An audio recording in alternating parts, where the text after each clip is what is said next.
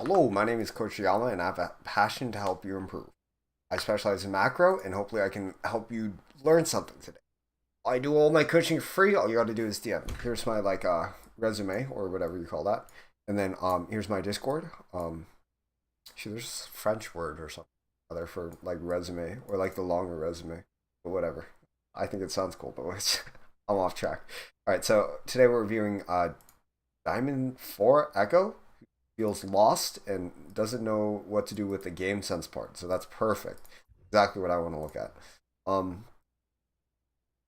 Yeah, needless to say, let's get right into the gameplay. So, okay, perfect. We're on a map. I was fearing that we would have a map that wouldn't be very echo-friendly, but this map is pretty echo-friendly. Oh, no way, you have Dante in your game? Alright. So, going into the... Echo is a very top-heavy character, in which yeah, I agree that it's like 70% game sense, 30% micro. But on the same sense, it's more like 70% micro and another 70% game sense to add up to 140%. Because Echo, I would argue, is almost as if, or as hard, if not harder than Tracer, just because of how like unforgiving her getting value is out of Echo. Because if you mess up, you mess up. And Tracer, you have the mobility to be able to recover. But Echo, you don't really have the mobility to be able to recover. And you have to position, you have to strike perfectly. And yeah, it's a whole thing. Yeah, because like right here, this positioning was okay. But then you get punished for it. And, you know, that one small punish, you have no recall to get out of the sticky situation. Okay, so, one thing that I would say here is watch your positioning because you guys do have the point and you should be playing for the point now from the top-down perspective. So if you're with your team playing for the point, then this would never happen. Because even if you do get a kill here, this seems like it's like a far-fetched, risky hero play. Because your team has the point already, or you're getting the point already, you might as well just play up here with your team. You're playing Brig Zen. Oh, I like this team composition. I would say the only thing that would make it better is a Tracer instead of the Echo, and then a Ball instead of this Doom, or maybe even a Sigma. But yeah, from the top down, think of the flow of the game. Feel like the flow with your team and how your team controls the map. So, for example, here, I know for sure that your team is on point somewhere. I would assume that they're far back, even though they're not too far back. But the flow of the team fight is if you go up here, if you don't have like the game sense to be able to tell that you're overextending by dropping into here, then that's slightly an issue. Like if we can just draw a line of like your team your control over the map, it's like right here.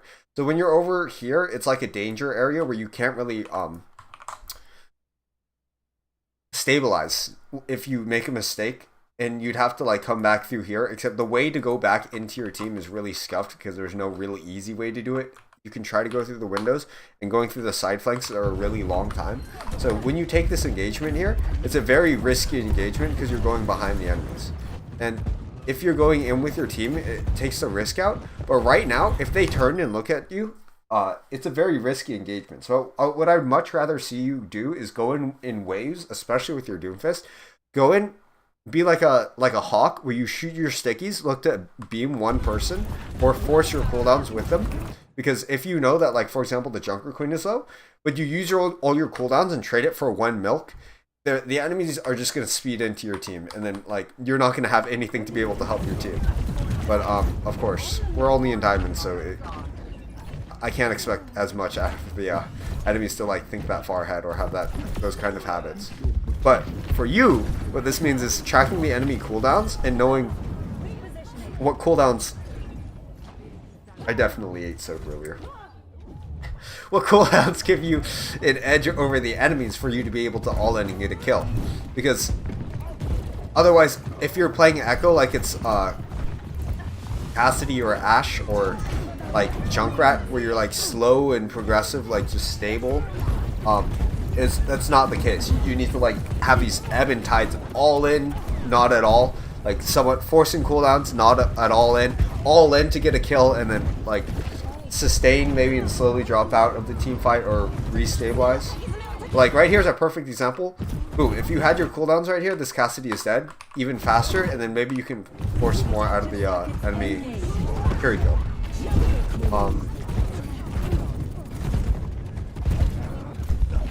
this isn't too bad of a team fight. I would just say addressing your threats.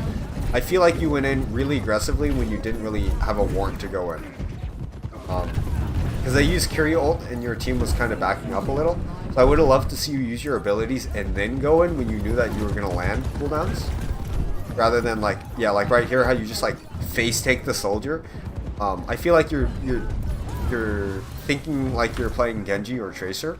You're just going into the enemy team instead of like priming them to get killed and then kill them. It's a bit like think of yourself as like a hunting. Okay. So again, if we draw the line here, just this is a general overgeneralization. I don't want you to actually draw the line in your head, but the bridge, and then I would say the line extends and drops back like this ish. This is like a gray area over here. This is also kind of a gray area, but I would love to see you playing around over here, or maybe taking the flank over here. This flank over here, the reason why it's bad is if they rush into your team, that's the one most critical time in which you need to be punishing the enemy. So you need to be ready to follow up right here, and you're just not in the right place to do so if they rush into your team. And so like this is like where you don't even need to like prime your cooldowns, because like we saw before in the rush, they were in that rotation. This is the rotation here, and if you're not there to punish it, it's just it makes your life so much harder, because you're gonna have to rotate over and then punish it, and then you're gonna miss the timing. And so like perfect example, they're pushing through choke here and you're taking the 1v1 with the Widowmaker. And the reason why I say this isn't a 1v1, a good 1v1, even though you got the kill, is if their Kiriko was a little bit more attentive, then you wouldn't be able to kill that Widowmaker. You use all your resources and your positioning to be able to get over there to take that chance to kill the Widowmaker. And then you get denied, and it's a 4v5 for your team, because you're over here restabilizing, you're not able to get back to your team, and you might die from that Widowmaker because she's being pocketed now. So that's a very risky play, and I would say it's not worth it. It's not worth to build that bad habit of like hard flanking over on the side. Rather like look to like, for example, fly up here to the side, because the Widowmaker isn't looking at you. When you see her shoot at the Doomfist, fly up. If you get like 2 or 3 stickies on her, then you open up for the next rotation on your next fly. You can engage on this hard flank and pressure out the Junker Queen, hit all of your stickies on her and get ready to beam her. And that Widowmaker, if she peeks again, then you have a chance to kill her. Or her supports will go backwards and help her, and then you can focus the Queen again. And it's like a trading of focus, really. Okay. Instead, you decide to go up on this angle. This is fine. Okay. I noticed a lot you take hard flanks. So I was explaining earlier again why it's not good to take hard flanks. Another really important reason why not to take hard flanks is because notice on these hard flanks you don't get the support of your team, and even though your FAR is with you, having the support of like one brig pack, very nice, but having the support of one brig pack is so crucial to be able to like taking a 1v1 on the side, because even if it's just on like the side-ish where you're over here and taking this fight, if you have a brig pack and then you 1v1 a Cassidy, that's like a 2v1. It's essentially a 2v1, and it's not even a 1v1 anymore. And like, yeah, perfect, right here. If you go in, now you're like on the Cassidy, and you have the support of your team, it's a 2v1 and you're more likely to win that engagement and get a kill, rather than hard flanking and like, I don't need my team, I can do this on my own. Even if you can, it's just more wise to use your team. Like if we were like watching Dante play Echo here, the only time that he would be hard flanking would be when he knows that there's a flanker that he can contest on the side in 1v1. But if they're connected to their supports like they are here and they're playing very grouped, it's way better to just take an off angle and force their cooldowns. Oh, Jesus. Whoa, whoa, whoa, whoa, whoa, whoa, whoa, whoa, whoa. Address your threats and do not fly up when they have a Widowmaker like that. How do you exit spawn here? Okay. I'm going to need you. Here, let's go into the hold to shift. Where is it? Hold to shift. Hold for flight. You need to turn that on. That is crucial on Echo. And then you need to get used to it, because there's a speed boost getting out of spawn. that you should always use, where it's kind of like Diva Jets. If you end it early, then you get the speed boost. Okay. I feel like you're desperately engaging in the trying to touch, yeah. But I'll show you in the practice range what I mean afterwards. I think I saw you do it earlier. So let me see if you do it here. Yeah, boom, right there. Okay, so I think you already have it on, but you just tap your shift and it sends you flying, and you get your shift back up faster, so then you can do it again later. Going into this team fight here, I feel like playing Echo is way harder for you here because they have double what's called hit scan. But what instead you can do, instead of shooting on choke, you can try to take the high ground and the off angle. So the high ground is up here actually for this point. This is more of a like desperate flank. So if you're like on Junkrat or something, or like on Ashe where you get up here and it's a desperate off angle flank, I would much rather see you on high ground over here because there's line of sight cover off of their DPS. And also you can jet over here, and when you really need to in and like brawl in and or dive in this case, because you guys aren't really on brawl. Yeah, it's a weird hybrid comp to think about it, but okay. Be like that sometimes. Okay, this angle, I like it. This is an off angle, but the reason why it's not a hard flank is because you're still connected to your supports, and not directly, but indirectly. Because if they push you here, you're able to fly up here and the brig can pack you. That is if your brig wasn't AFK and spawn.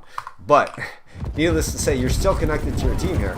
And also, if they come out like this, and like if you flew back to your Brigitte, you would get a pack, you would get pocketed, they wouldn't kill you. You LOS them around the corner, and your team pushes through, and you're able to create space and pressure like that. So that's okay.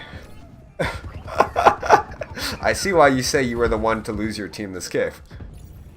Yeah. Very sussy plays from your team.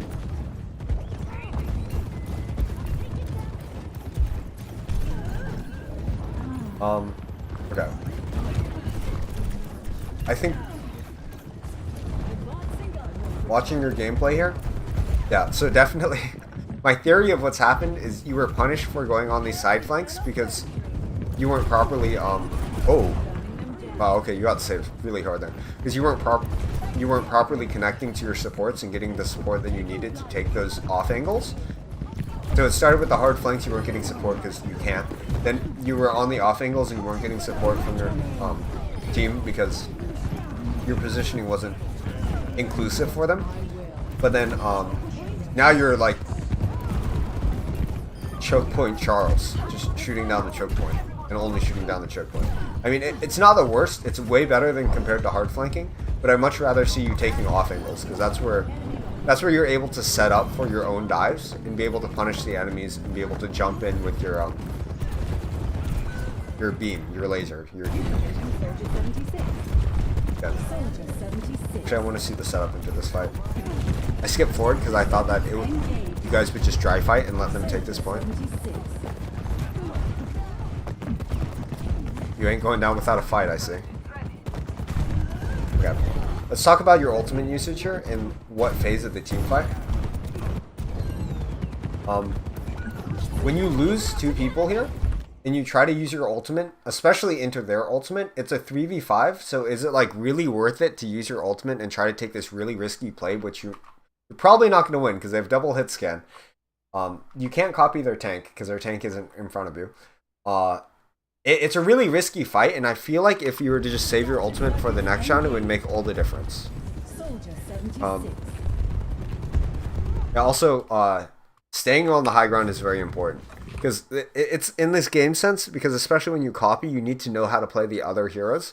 If you chase on Soldier, like if you're on Reaper, Genji, or Tracer, this would have been fine to chase. But I would say stay up here on the high ground, so then you maintain LOS and this like nice, beautiful high ground angle onto the enemies, rather than chasing it. And then when you get your visor, because you're also connected to your supports up here, when you get your visor, you can visor and kite this way and still maintain that high ground. So I think that's like the game sense element of it. Ooh. Okay. Okay. The way that you play this into the graph, I mean, you use your stickies before the graph, but I want you to guarantee one of them are below half health before using the laser. Like, controlled, go over there, and left click the carry 2 times in the head, and then use your laser. Because they're training bots at this point in the graph. So there's no need to, like, panic or anything. Oh yeah, the, like, spitting out the laser because your hand's over here, and so there's a laser coming from your mouth, I guess. Okay, contesting the soldier up top, this is pretty nice. And then, yeah, you're playing the high ground. I like playing the high ground here, even though it seems like you're playing just the choke. You have the option of moving over into this off angle from the white room. And being able to engage onto the enemies. Okay. Oh, okay. Let's talk about this flank here. I think you already know the drill. Why I don't like this flank.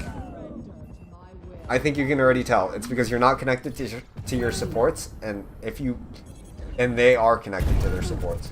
And so it's a hard flank because it's not an off angle, because yeah, it makes sense. It's a hard flank because it's not an off angle because you're not connected to your supports. So that's going to be one critical thing. So one, positioning and decision making are a bit different. So let's go over tempo and then positioning and then ultimate usage. Ultimate usage is going to be the easiest one, so let's cover it first. If the fight seems hard to win and you can afford losing the fight, just lose the fight. Don't commit your ult into a risky fight that you might not win. On the flip end, don't commit your ult to a fight that you're already winning. So when you're in pre-fight, that would be okay to ult. Not necessarily the best, but I'd love to see a mid-fight ult. Best time to ult is in mid-fight for, like, really almost every role. And then cleanup, like, that's like when your team's already gonna win or you're already losing. Like, I feel like you were in cleanup phase when you used your ult that last time when that carry ulted. Pre-fight, don't use your ult or else they're just gonna kite you and walk away. So always try to use your ult in mid-fight when both teams use a little bit of their resources, and then one team gets a positional resource. There's 3 ways that you 3 resources: positional, resource-based, and angles. I'm washed. But positioning and resources are basically positioning and cooldown, sorry, are the 2 things. So if they use some cooldowns and their positioning is scuffed and then use your ult and punish those 2 things, that'd be really good. So your positioning, I want you to stop hard flanking. Disconnecting yourself from the supports, especially when you have someone that can pocket you. If you're on if you're on Moira Lucio and they can't pocket you at all, then you need to play for the health packs, but still be only on off angles. Don't go on those hard flanks unless you know that the Widow is also disconnected from her supports. So play LOS of your supports. And then tempo, I want you to use your abilities to weaken them down and drain their abilities, and then dive in. So instead of thinking about it as like, here's a graph, economics, baby. But instead of thinking about it as I'm full potential, I use my cooldowns, I'm still shooting. Yeah. Think about it as I'm full potential, I use my cooldowns, and then I use my cooldowns again, maybe get the rest of their cooldowns out, and then boom, I go in and get a kill. Because right here, you're not going to get a single kill because the enemies are like, okay, we use our cooldowns, and then we get our cooldowns back, and the Echo still doesn't have her stuff and ready to go in, and then we get a kill. Versus here, they use their cooldowns, you use your cooldowns. They're like slowly regenerating. They get this hump, you use your cooldowns, and they're like, oh shit, we have to use all our cooldowns for it. They don't have their cooldowns, and as soon as they start getting their cooldowns, then you dive in and you kill them, and then they're dead. And okay, these graphs make no sense because they're not labeled or anything. But I think you get the idea where it's like if you drain the enemies first and then go in and strike really hard for a kill, rather than just being consistently flat in main or trying to hard flank, you'll get way more value out of drawing the resources and then going in for a kill. And then I'll write these all down in the notes. Hopefully I helped you a little today. Good luck in your next games.